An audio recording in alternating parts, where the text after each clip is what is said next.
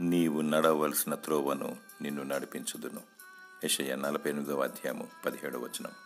దుష్టుల ఆలోచన చొప్పున నడిచే మార్గము కాక దైవ మార్గములో దేవుడు నిన్ను నడిపించును.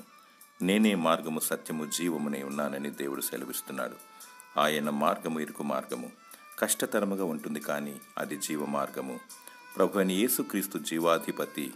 ఆయనను వెంబడిస్తే జీవమును కనుగొనదెవు. విశాల మార్గము నరకమునకు దారితీయను. జీవ మార్గమును కోరుకో, దేవుని అధికారమునకు ఒప్పుకో. జీవబాటలో, సత్యబాటలో, నీతి బాటలో నడిపించుమని ప్రార్థించు. సమస్తము ఆయన చిత్త ప్రకారము కరుణించుమని ప్రార్థించు.